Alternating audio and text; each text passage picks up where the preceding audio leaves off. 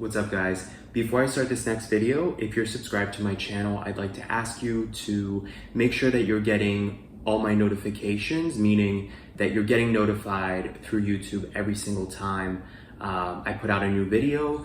I realized the other day that when you subscribe to somebody, the default setting is that you'll receive some notifications. If you're a fan of my content and you don't want to miss a notification every time I put out a new video, please make sure in your settings that you have the default setting changed to all notifications versus only some of them. Boy, do I have a story to tell you. On this channel, we've talked extensively about DL culture, the down low, right? As gay people, we're constantly exposed to this part of the bubble in the gay world. These men who are stepping out on their wives or their girlfriends, or they're living a whole other life behind closed doors. And for me, I now for the past, I guess, almost 10 years, I have found that part of the gay experience is dealing with this, like these men who otherwise to the public are these traditional heterosexual men, some of them family men, and they have this whole other life that they can compartmentalize. And it's an interesting lens for us as gay people to be exposed to that when most people are not, they're not aware of it, they don't see it, they don't realize how frequent it is. So this happened to me again last week.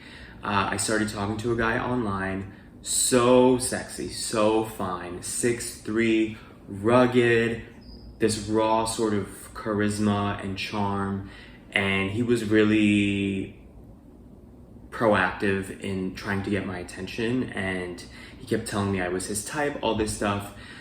We started talking. I gave him my number at one point. I like when a guy is very proactive and intentional, so the fact that he asked pretty early on for my number, I like that, because oftentimes when you talk to a guy online, it's like back and forth, back and forth, back and forth, and I'm like, oh my god, like I'm not looking for a pen pal, right? So I like that, and I gave him my number, and then soon enough in the conversation, he shares with me that he's married, and I'm like, oh god, here we go. So I of course start to investigate, because that's how I am, but also because in my mind I'm like, he's so sexy that is there any way I can, like, is there any possibility of redemption here? So I say, are you married to a woman or a man, right? Because in my head I'm thinking, maybe if he's married to a man, they're open about it, they're communicative, they're modern in their approach, and me having a sexy time with this guy wouldn't be like part of a larger moral corruption thing. Of course, turns out he's married to a woman, and not only that, and not only does she not know about this, that he's into guys on the side and that whole thing, but he has kids, multiple kids, very young kids. So eventually it's like I'm getting more and more turned off, and I'm like, oh god, this would happen. Like, of course, a guy who's so sexy and who tells me that I'm his type and blah blah blah, he has this baggage that is just too much for me to deal with.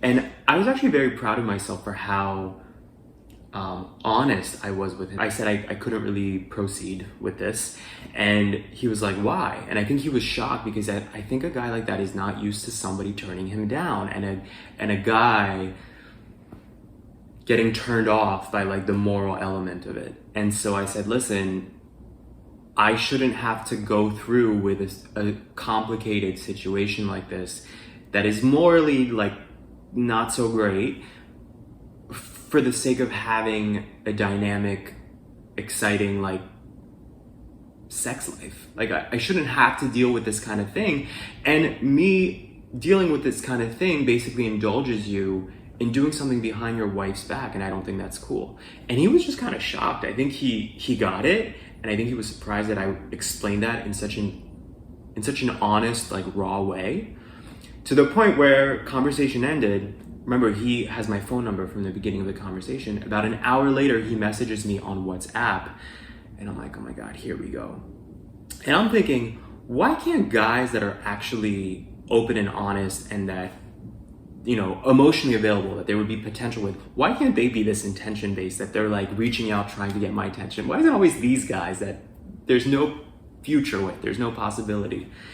So he reaches out to me on WhatsApp, I guess because he's Brazilian, you know, international people tend to use WhatsApp anyway, and his profile picture alone, I was like, there is no way I'm continuing to talk to this guy. His profile picture is him, his wife, and their 4 beautiful children who are all under the age of like 5. And I'm like, oh my God, what a scenario. You know, this guy has 4 kids.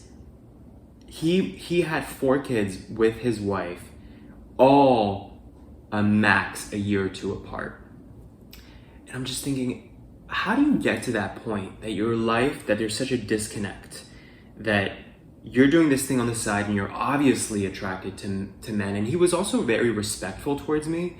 And I think that's part of the mind fuck for somebody like me, because I'm like, you seem wonderful. Like, why is this an on the side thing? Why is, you know, sometimes you meet guys who they just see you as a piece of meat and, you know, it's purely physical, carnal.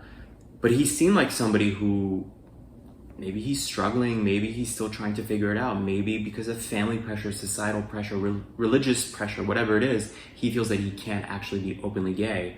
But he seemed, you know, sometimes you meet somebody who seems more connection-based, like they need stimulation, intellectual stimulation, kindness, they need all these other elements in order to do something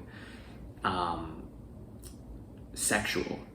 So I was just thinking, like, how do you get to that point that you're living that inauthentic of a life and you have this beautiful family and it's your WhatsApp picture, but that same profile you're using to reach out to guys to have sex with on the side? Like, it was just so crazy to me. One thing too that was fascinating is that he told me he usually doesn't use apps.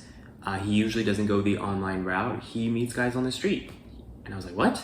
He was like, yeah, I make eye contact and I can tell if they're into it. And in his own words, I then fuck them.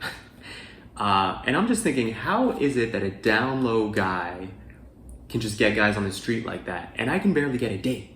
And I'm openly gay. I use dating apps. I do this, I do that. I never get approached on the street. But again, I'm like, he's 6'3", he's rugged, he's sexy. Like, maybe that image of masculinity draws women to him, draws men to him, and maybe on some level guys like that love the attention. Like, yeah, he's married and he has a kid, and maybe he compartmentalizes that as, that's what I'm doing to, you know, to spread my seed, to further my legacy, to, you know, make my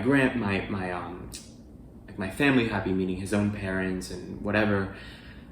But on the side, maybe he needs that extra stimulation of having sex with everybody who, you know, like almost like checking a box, like, oh, I can get this guy, I can get this girl. And I always wonder, do these women who are married to guys like this, do they know? Like, I just saw this picture and they all seem so happy, and I'm like, does she know? Does she have any clue? I wonder if subconsciously the women like that know something's up, but they turn a blind eye, especially once the kids are born. I don't know. What do you guys think about this?